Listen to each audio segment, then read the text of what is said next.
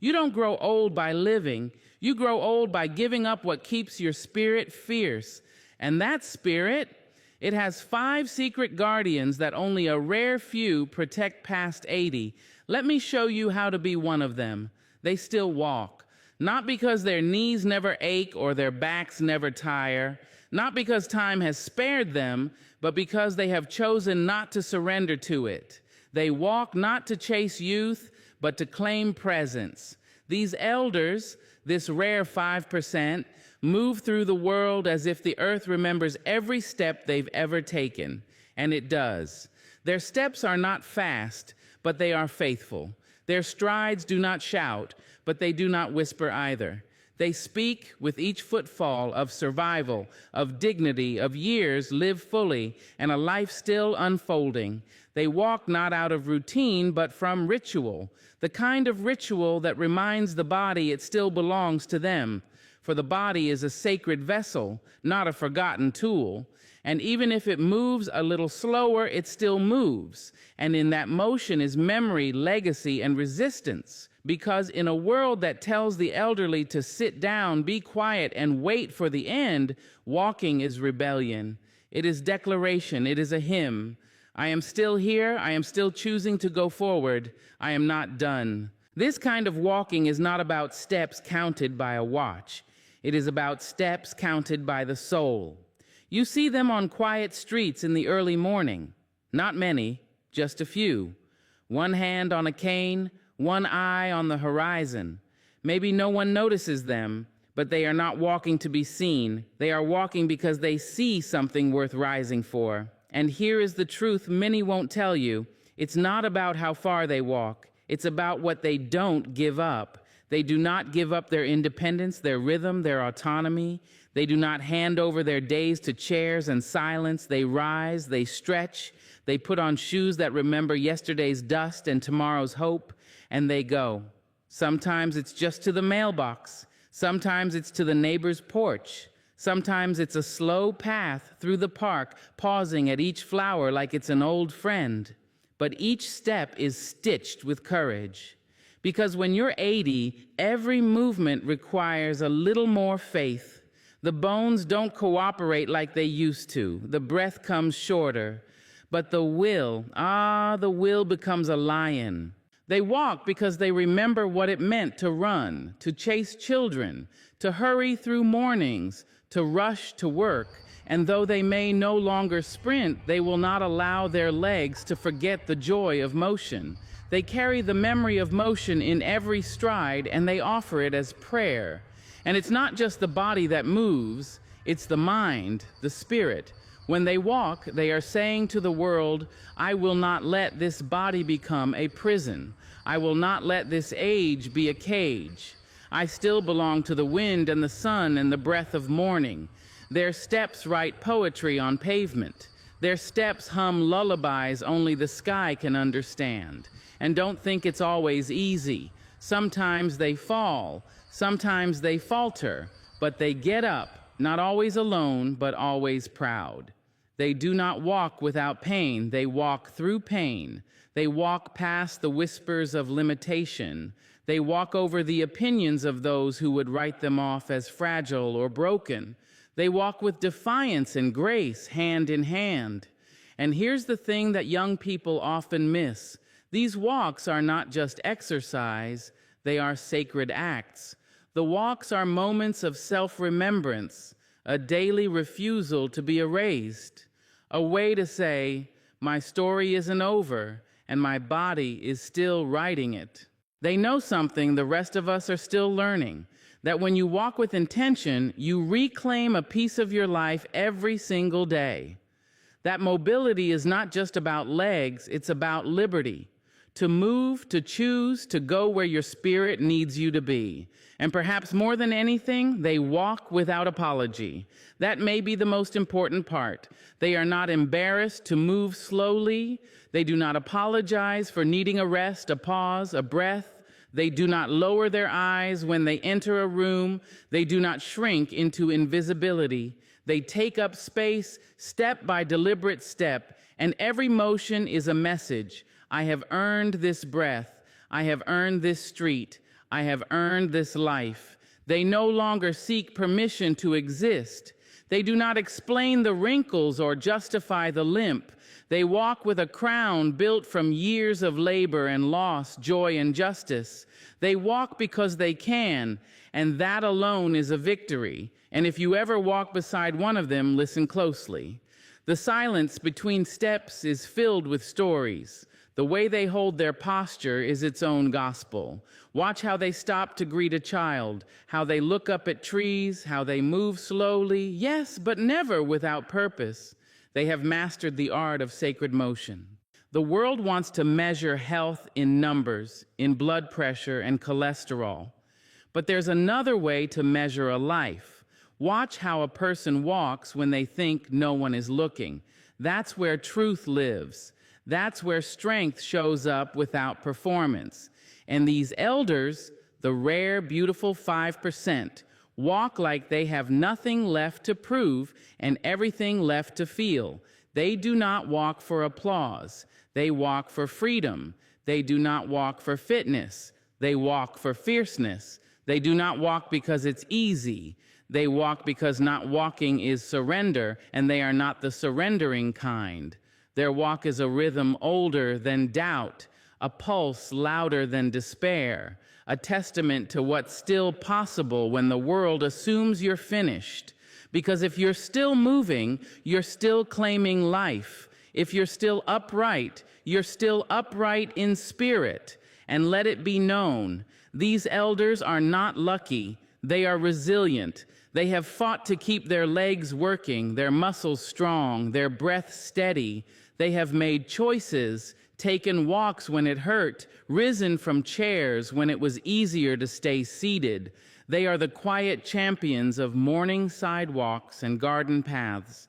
They are the sacred striders of the late life journey. And every time they rise to walk, without fear, without apology, they remind the rest of us what grace under pressure really looks like. They are not aging. They are still arriving. They do not let their hands grow idle.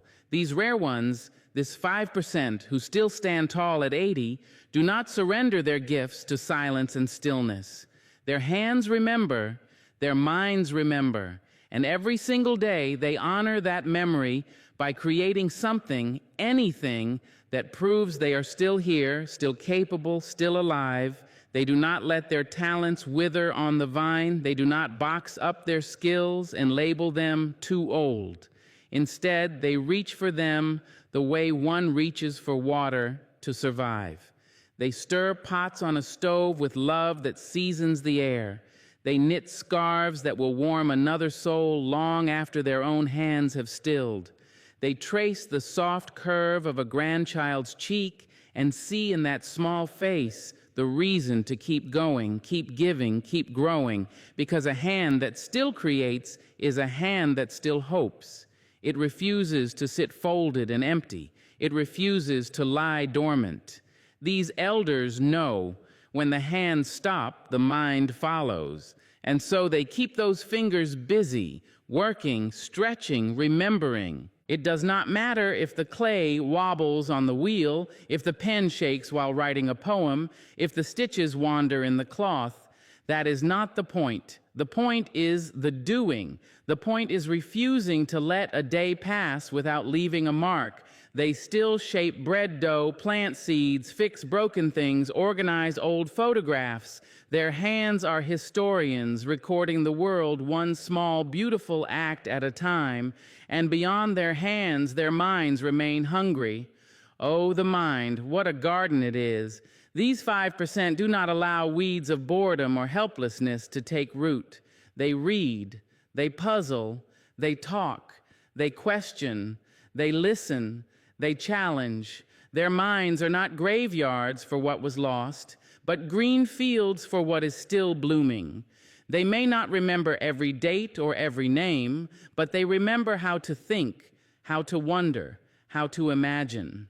They protect this precious skill the way a queen protects a crown, because it is their birthright. They do not let others steal their agency with patronizing talk. They do not shrink from debates or curiosity. Every day they exercise that most powerful muscle, the mind, because they know a thinking mind is a liberated mind. And oh, their art. Let me tell you of their art. These elders still paint, they still sing, even if the voice is raspy and softer than it used to be. They still arrange flowers, tell stories, decorate cakes, compose letters of love. Their art is not to win medals or applause. Their art is life itself. It is the conversation between their spirit and the world, still ongoing, still necessary, still breaking dawn into color. They know art does not belong to the young alone. Art is the province of anyone who has ever felt, ever dreamed, ever suffered, ever loved. And these elders, they have felt and dreamed and suffered and loved more than most. Their art carries a wisdom that no textbook can teach. In the lines of their drawings, you see roads they have walked. In the threads of their quilts, you see families they have held together. In the poems they scrawl on scratch paper, you hear echoes of all the hopes they once carried and still carry. Some paint for hours, standing with tired legs, refusing to stop until the color feels right. Others garden, bending down to the earth with stiff knees, planting seedlings as prayers for another season. Some simply fix a broken hinge or polish an old shoe or tend to the small daily beauty that makes a house a home. It is all art. It is all sacred. It is all testimony. And in doing so, they nourish something far more vital than their skill. They nourish meaning. A human being without meaning is a bird without wings. These elders know their wings still work, even if the winds are harder now. They keep their souls airborne by keeping their hands engaged, their minds alive, their hearts in conversation with the world. They do not hide their creations. They share them. A loaf of bread, a scrap of knitting, a story told for the 50th time. Because art is generosity. It is giving a piece of yourself to someone else and trusting that it will land gently and be loved and perhaps even remembered. And the world, in its rush and its hurry, so often forgets this. We see old hands and think they are too frail to matter. We see gray heads and think they have nothing new to say. We are so wrong. Their hands carry the weight of centuries. Their minds hold blueprints for survival. Their art carries the medicine of endurance. I have seen an elder paint a single flower again and again for no reason except that the color gave them joy. I have seen another write a letter to a child who moved far away, shaping every word with trembling fingers that still held power. I have seen an old man carve a piece of wood into something so simple, so beautiful, it made strangers stop and weep. And every one of these small acts of art, these daily rituals of making, were declarations. I still belong here. I still matter. I still have something to give. They do not ask the world for permission to create. They simply do it as naturally as breathing, because if they stop, they know what happens. If they stop, a piece of them dies. That is the truth. To go day after day with hands idle, a mind unstimulated, a heart unexpressed, that is a slow burial, and these elders refuse it. They protect their creative spark like a candle in the wind. They guard it against discouragement, against pity, against fear. Even if their bodies fail, they will still find a way. A watercolor brush tied to a weak wrist, a piano played with 2 good fingers instead of 10, a letter dictated instead of written by hand. They find a way because their souls insist on finding a way. There is a magic to this kind of resilience, a beauty. It is not loud, not flashy. It is quiet and daily and steady as the sunrise. It is the kind of power you do not always notice. But once you see it, you cannot forget it. So look closely at these elders. Watch how they reach for yarn or a hammer or a crossword puzzle. Watch the concentration on their faces, the deep calm that settles over them when they create. That calm is sacred. That calm is an ancient knowledge. When you are making something, you are still living. They have no illusions that they will live forever, but they know this. As long as they are breathing, they will keep offering what they know, what they feel, what they can shape with these still capable hands. Offering stories, offering color, offering skill, offering song, because every stitch, every stroke, every word they leave behind is a blessing. It is a way to say to the generations coming after them, I was here. I love this world enough to leave you a piece of me. Their art is legacy, their effort is testimony, their creativity is praise, and so they rise each day and do it again, even if no one thanks them, even if no one notices, because they are not doing it for recognition. They are doing it to stay human. They are doing it because their spirit demands it. They are doing it because to stop would be to surrender, and surrender is not in their vocabulary. They will keep creating until their hands no longer move, until their minds no longer dream, until their hearts no longer beat. And if that moment comes, they will have lived knowing they poured every drop of their sacred gift back into the world day after day, as long as they possibly could. They do not vanish into loneliness. These rare elders, this wise and willful 5%, do not drift like forgotten leaves in the wind of old age. No, they remain rooted in relationship, rooted in memory, rooted in love. They are the ones who still call, still write, still invite, still care. They reach out, not with need, but with nourishment, because they know, perhaps more than anyone else, that we were never meant to grow old alone. They connect, not out of habit, not out of fear, but out of sacred intention. With every phone call, every visit, every handwritten note, they stretch the bridge between themselves and the world a little further. They know that isolation does not begin with silence. It begins with forgetting how to reach. And so they reach. Their love is not casual. It is deliberate. It is bold. It is enduring. They still ask about your dreams. They still remember your favorite cake. They still tell you stories that have no moral, but leave your heart a little warmer. Their connections are not transactional, they are transformational. They offer presence, not just presence at the table, but presence of mind, presence of spirit, presence of attention that heals in ways no medicine ever could. And they do it every single day. These elders know that the body may weaken, the hair may gray, the hands may tremble, but the heart has no age. The heart is a timeless drum, beating its rhythm of love and belonging, and they listen to it, they follow it, they let it guide them toward the people who matter, and they do not wait for others to come to them. They initiate, they show up, they show love. Some will tell you that loneliness is inevitable in old age. These elders say otherwise. They do not wait to be included, they create circles. They gather neighbors on porches. They send birthday cards with notes that make you feel remembered. They call grandchildren not just to ask how school is, but to remind them that they are made of strength and story. They ask questions like, how is your heart? Are you happy?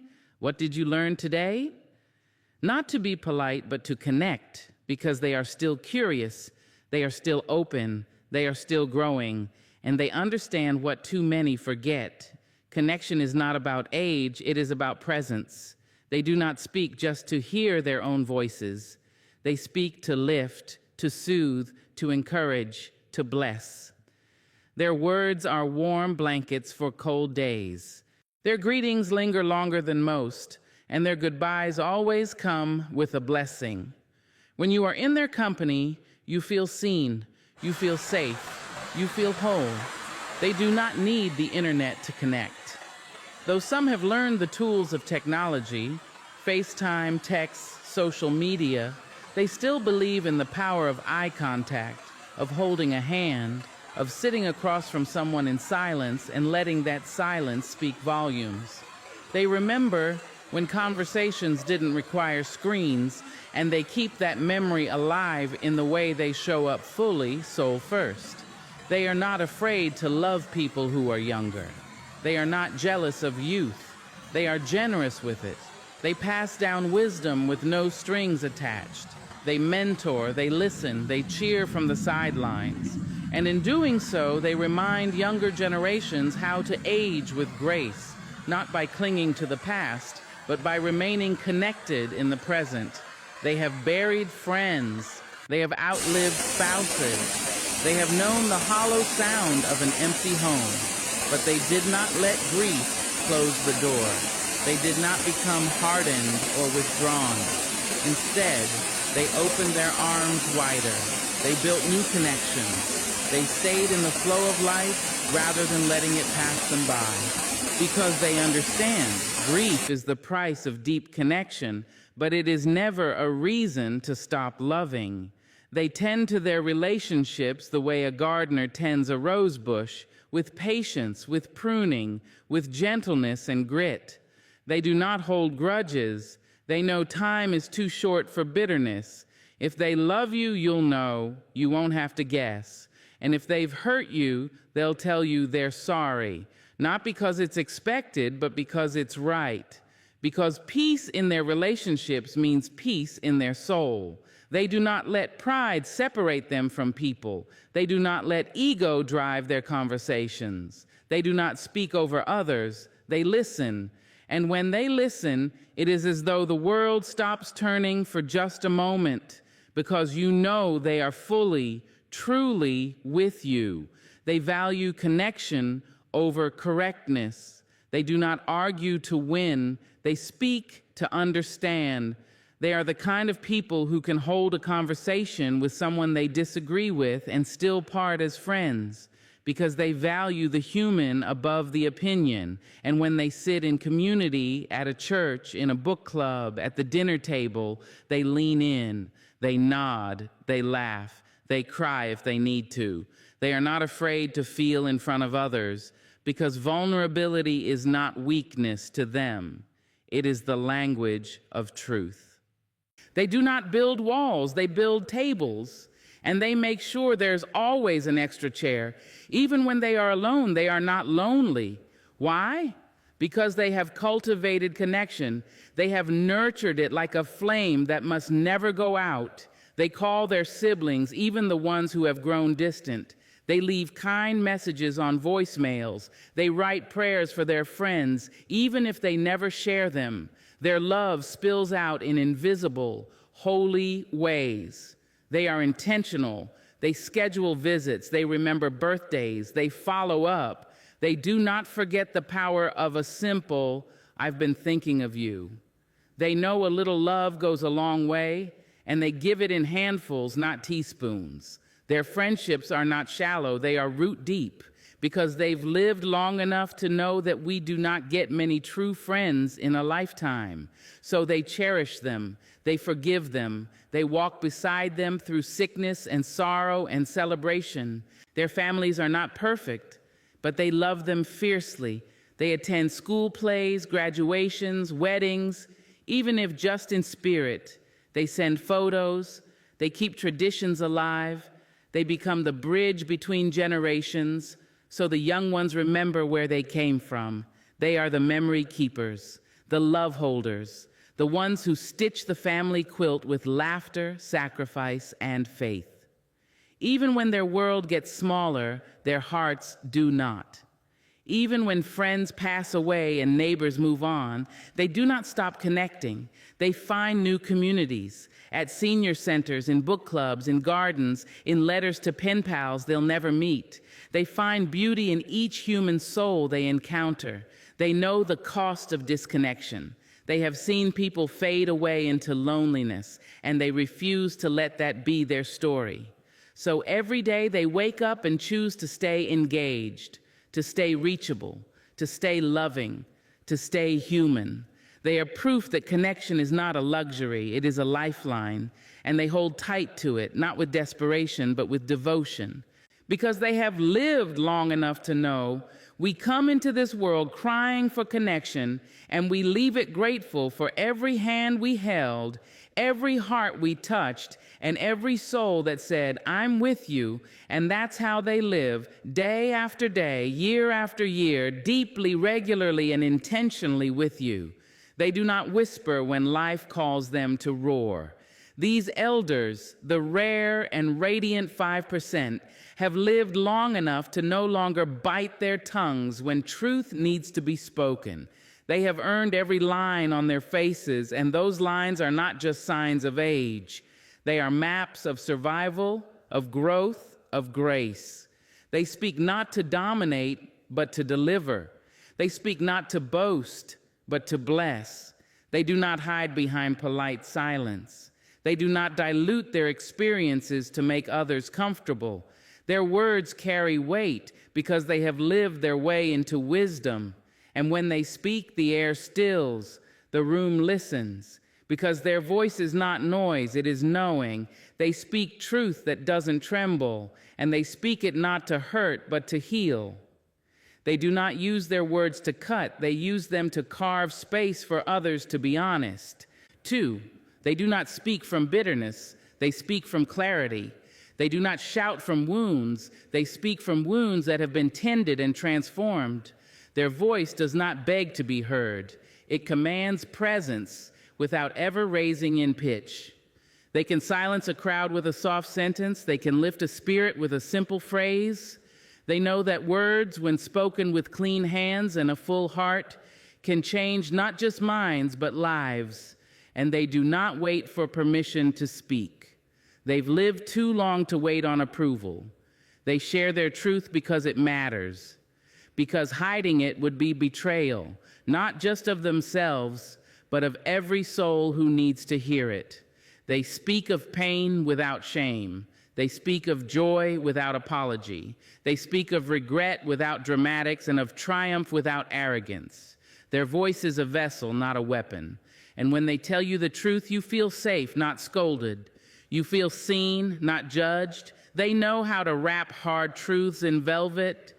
They know how to challenge you without crushing you, because they have learned the delicate art of truth with tenderness, a gift only age and deep compassion can teach. When they say, "You are better than this," you believe them. When they say, "Let it go," you listen. When they say, "You will survive," you exhale, because you know those words are not theories, they are testimonies. These are the people who no longer speak just to fill space. They speak to give something, an insight, a mirror, a lifeline. They do not gossip. They do not complain idly. They do not traffic in empty talk. They speak with intention. They speak with consequence. Their words are never careless because they know the cost of careless words. They have lived through seasons where silence nearly broke them. They have swallowed too many truths in their younger years to waste another day doing so. So now, in this sacred season of their life, they release what needs to be said, not to offend, not to impress, but to liberate. You see, truth-telling is not just about courage, it's about service. These elders do not speak up to make noise. They speak up to make room for honesty, for healing, for change, and they speak with blessing, always with blessing. They don't just point out what's wrong. They point you toward what's possible. They don't just critique the darkness. They light a candle with their words and hand it to you.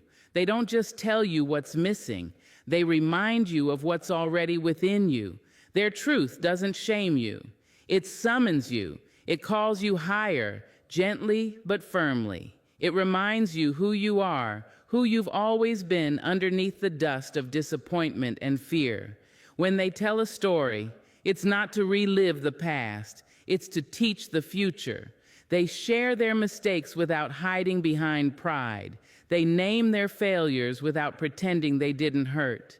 And they do so because they want you to know you're not alone in your mess. You're not broken beyond repair. You're human just like them. And like them, you can get back up. They do not use their voice for vanity. They use it for vision. They use it to affirm others, to uplift the weary, to call out what is sacred in people who forgot they had any light left in them. They have learned that silence can be just as holy as speech. So when they speak, it means something. They do not waste words. Their truth comes after thought, after prayer, after reflection. It is deliberate, seasoned, and strong, and sometimes their boldest truths are whispered. A soft, "I forgive you," a quiet, "I love you anyway," a gentle, "You did the best you could." These are not small phrases, they are earthquakes. They move mountains inside people. They break chains that years of noise could not loosen. They are not afraid to say, "I don't know." That too is truth. That too is boldness. The humility to admit uncertainty is a rare kind of wisdom, and these elders carry it gracefully. They are not perfect, but they are whole. They have made peace with their imperfections and turned them into parables. They tell the truth about who they've been, not because they want pity, but because they want to give others permission to be honest about their journey too. Their boldness is not loudness, it is clarity. Their blessing is not flattery, it is truth offered in love. They can stand in a room and tell a grown child what they need to hear, even if it's uncomfortable. They can sit at a bedside and tell someone dying that they are loved and forgiven. They can look into the eyes of a young soul spiraling into despair and say, "You were born to rise." They do not speak in riddles or slogans. They speak from the marrow, from the trenches, from a heart that has known both ruin and revival. And when they say, "Everything will be all right," it doesn't sound like a cliche. It sounds like prophecy, because they've lived through too many storms to say it lightly. There is something powerful about a person who has nothing left to prove and everything left to give. These elders are that. They are rivers of resilience, spilling over into every conversation. They do not hoard their wisdom. They pour it generously and often without worrying who will drink. They've learned that people don't always remember advice, but they always remember how someone made them feel. And so they speak truth in a way that makes you feel brave, feel cherished, feel capable, feel called. They know that truth is a seed. It may not bloom right away, but spoken in love, it will bloom eventually, in its own season, in its own soil. So they plant words like hope, and they water them with grace. That is their legacy, not just living long, but speaking truth that outlives them, speaking truth that lingers in the air, in the bones, in the lives they touched. And so they rise every day not to argue, not to impress, but to bless, to speak what must be spoken, to offer what only they can offer, a voice forged in fire, softened by mercy, and wrapped in wisdom. They speak their truth, boldly, beautifully, and always, always with blessing. They do not wait for the day to be perfect before choosing to smile. These rare souls, the 5% who still rise strong in their 80s, do not chase joy. They claim it, not because life has been easy on them, not because pain has passed them over, but because they have learned that joy is not something given, it is something chosen, again and again, like breath, like prayer, like survival. Their joy is not loud, but it is unshakable. It is not naive, it is earned. Every wrinkle on their face, every scar on their spirit, every ache in their body, and all of it testifies that they have suffered and still smiled anyway, that they have seen death and disappointment and aging and sorrow, and still chosen to wake up and find one small thing to be glad about.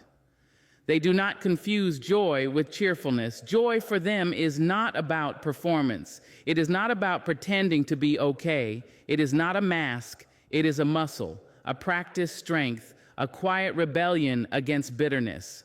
Because life has given them every reason to grow cynical, but they've chosen not to drink from that cup. They've seen friends pass away, spouses buried, dreams altered. They've felt the world move on without them. They've watched their bodies shift, their energy fade, their hands slow. But they have not let any of it rob them of wonder. Instead, they've deepened their gratitude. Their joy does not live on the surface. It lives deep down, where grief and grace hold hands. They know that a soft breeze through the window, a warm cup of tea, a letter from a loved one, a bird outside the kitchen, these are not small things. They are medicine, and they savor them because they've learned what it means to live without them. They laugh even if it makes their ribs ache. They sing softly when no one is listening. They hum tunes from their childhood while folding laundry. They smile at strangers in the grocery store. They dance slowly, gently in the kitchen, even if no music is playing. Because joy to them is a form of praise, a way of saying, I am still here. And still somehow life is beautiful. Their joy is contagious, not because it's loud, but because it's real. It invites others to breathe easier, to see the goodness that might have gone unnoticed. It is not performative, it is presence, it is rooted.